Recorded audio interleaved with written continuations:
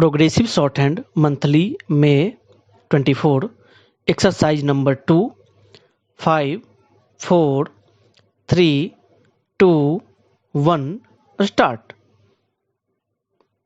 The national agenda has stated in clear and unambiguous terms that my government shall strive to develop a national consensus on all major issues confronting the nation.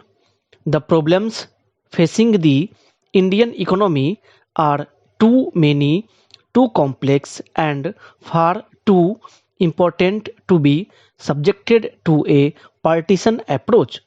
We simply cannot afford to play politics with the nation's economy anymore. This indeed will be the real test of patriotism on the economic front. This point demands candid and even self critical elaboration. The first phase of economic liberalization was launched in 1991. Some of the reforms brought about positive changes. Unfortunately, the measures taken to free the economy were not matched by checks and balances, and we have paid a price for those lapses. Also, the liberalization process suffered from inadequate attention to the eradication of unemployment and to many critical issues in the social sector such as healthcare, education, and housing. Importantly, it failed to give a momentum to infrastructure development, which is now choking growth.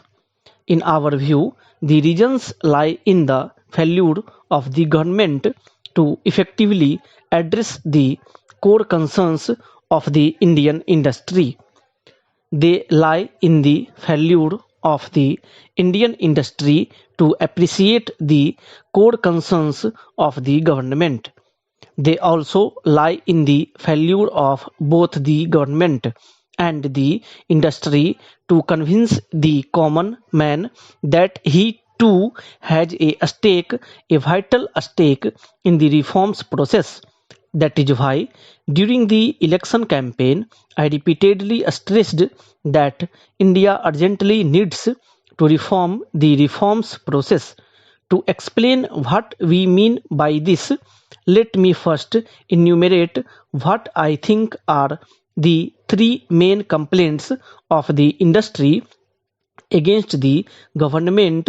The three main complaints of the government against the industry, and also the three main complaints of the common man against both the government and the industry. The three chief complaints of the industry against the government are: 1. Industry thinks the government is the root cause of avoidable delays owing to excessive controls. Even after 7 years of reforms, a typical industrialist is forced to spend considerable time in management of the government than in management of his own business. 2. Industry complains that the government takes too much but provides too little, and that too haphazardly. 3. The government is in all those areas of business in which it had no business to be there in the first place. Now, let us look at the three chief complaints of the government against the industry. 1. Government feels that the industry does not share its social objectives. 2. The industry wants the government to govern well. Stop.